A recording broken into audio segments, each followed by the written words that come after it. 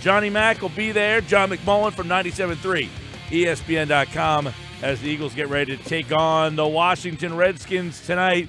Big NFC East matchup. Based on what we saw yesterday, John, the Cowboys with a win, they kind of keep themselves in the mix. They keep pace with a big win. We know the Redskins and the Cowboys play next week. So this is a big game for Washington, John, but I also think it's a pretty big game for Philly that they have been at the top of everyone's list this week. The last thing you want is to be that team that's at the top of everybody's list and then, boom, at home in prime time, show everybody, we weren't worthy. So it's a pretty big game for the psyche of the Eagles, don't you think? Oh, sure. I mean, and if you think it from an NFC East standpoint as well, I mean, you have a chance to pretty much kick the Redskins out of the conversation as far as division supremacy goes. So you don't want to let them off the canvas and deal with two teams because, as you mentioned, the Dallas Cowboys are certainly hanging in the fact that the Eagles have to play them twice. They're still relevant. But if you get rid of Washington right now, you know they're kind of in the rearview mirror as far as the division goes. Yeah, that's why this is a big knockout blow potentially to Washington. Let's file this out first. Let's get some of the injury thoughts. I know there's nothing out there yet, but he did say, Doug Peterson, that both linebackers Hicks and Kendricks, he did indicate on Saturday that they will be fine for this game. Yeah, well, Jordan himself said he was going to play, so I don't think there's any doubt about that. But, yeah, I think it's trending towards Michael Kendricks as well. And remember, the Eagles essentially only use two linebackers for the majority of the game in the nickel, so you don't necessarily have to have a need for all three unless an injury pops up in a game, but that's happened quite a bit for Jordan this season. And clearly this is a nagging injury because it started as an ankle, now it's a calf, and Jordan Hicks admitted the calf is a problem because he was favoring the ankle. So that's kind of what can happen when you start piling up these injuries. So it's important to have them both active. I think they will be. On Saturday, Doug said we'll make a decision on Darby later on. Is this going to be truly game time?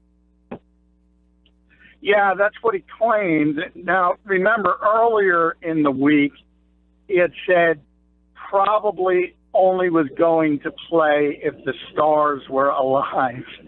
So, you know, if you take him at his word, it's probably unlikely Ronald Darby isn't going to play, and this is more of some gamesmanship, keeping it in the back of the Redskins' head that he might be out there.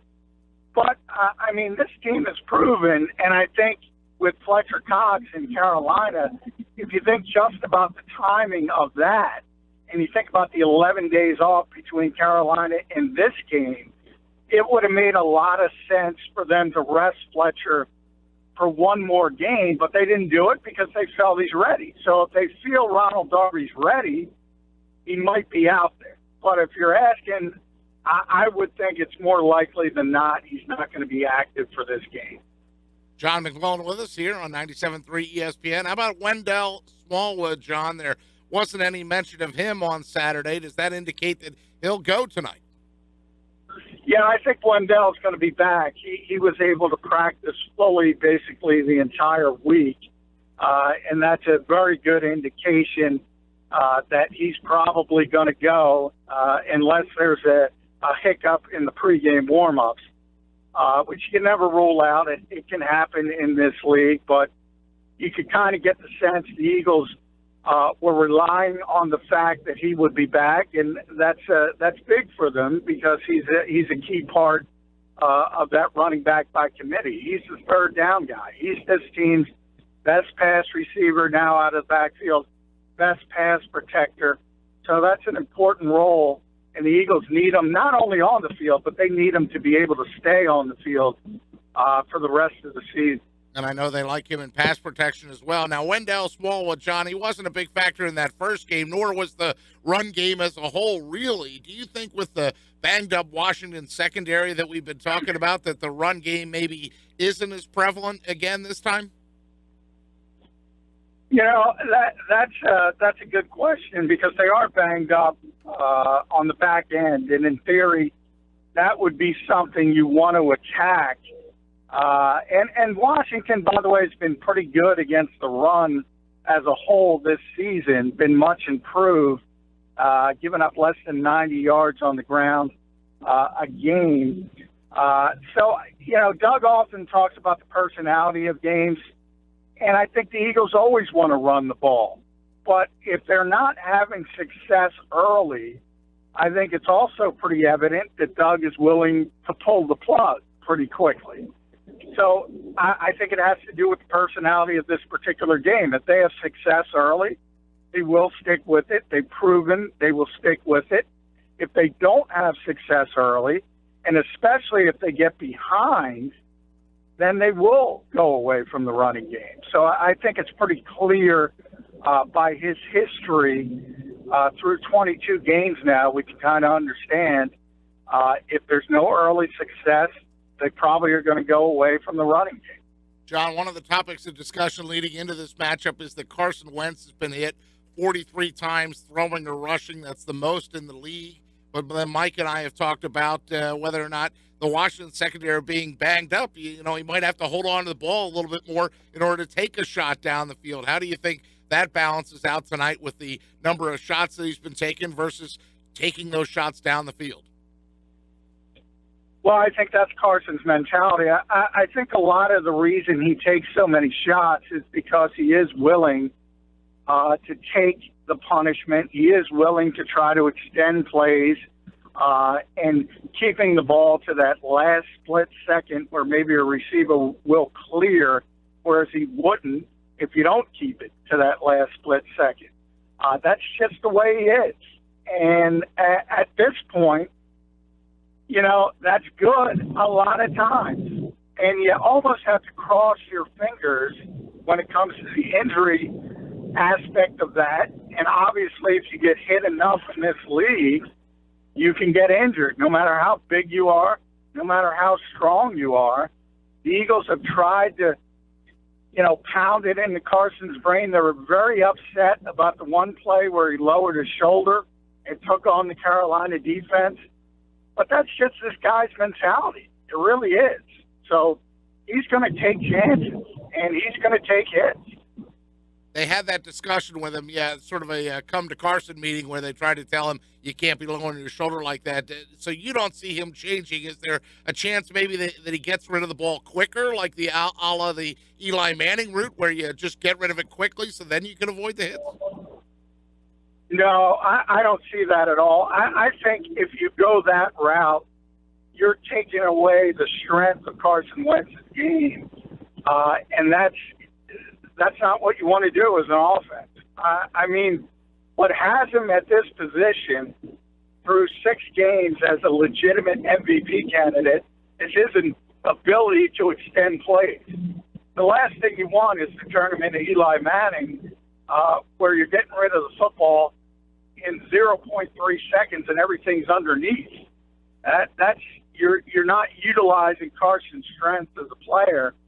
And I would be stunned if the Eagles ever implemented that game plan, at least at this stage of his career. Maybe when he's 36 years old and he's got all those miles behind him, but not right now.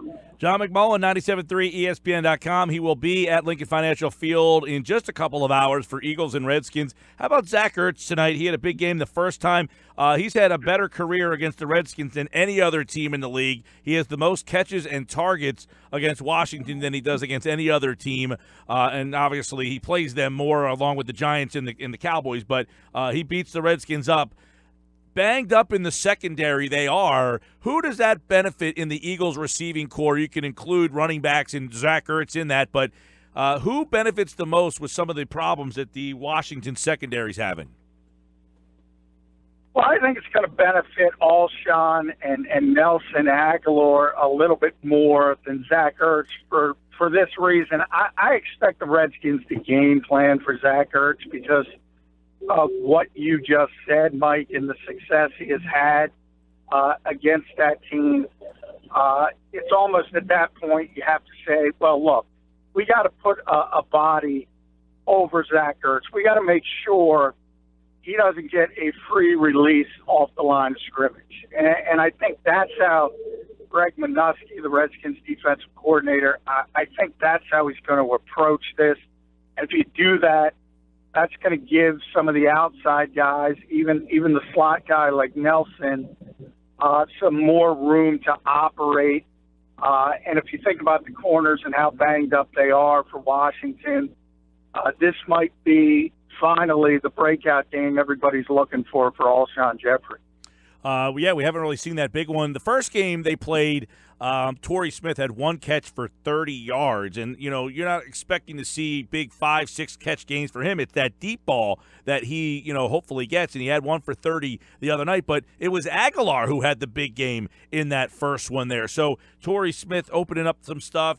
Zach Ertz over the middle. But Nelson Aguilar, he had the big game the first one. He could be another guy tonight that Carson Wentz really zones in on, because it seemed that he was a mismatch problem, and Washington's worse in the secondary than they were the first night. Yeah, I mean, and big games are starting to pile up for Nelson Aguilar. It's amazing what confidence can do for a player. He's a completely different guy. You know, and right now, as I said, you think about the receiving corps and you talk about Alshon and Torrey being the outside guys and being the starters, and I put quotes around that. Nelson Aguilar is a far more impactful piece of this offense than Torrey Smith. He's proven that, and I don't see it slowing down. I really don't. I think he's turned the corner. I think he's a good football player.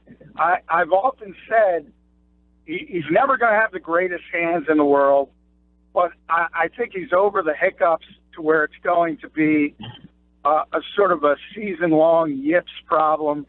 I think you're going to see the occasional drop, but he's had enough success now to where he knows he's going to get open, and he knows he's going to have the ability to make plays. And I think that's been one of the best developments for the Eagles offense this season. Hey, John, give me a guy. You know, Chris Thompson, his name has been brought up a lot. Everybody seems to be talking about him. Rob Kelly, the first game, 10 carries, 30 yards. It looks like he's going to go. But the last couple of weeks, Chris Thompson is on pace for over 1,000 yards receiving out of the backfield. That's a pretty big number for a running back. But he's also on pace for over 100 carries. The last guy to do that was Marshall Faulk, so that's a pretty nice company.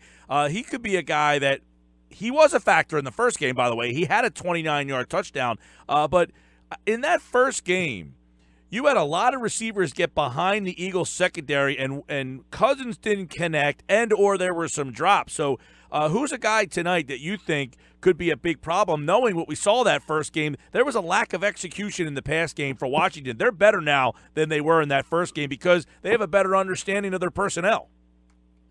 Yeah, and Kirk's, you know, developing that chemistry with him at least a little bit better to where it was in week one.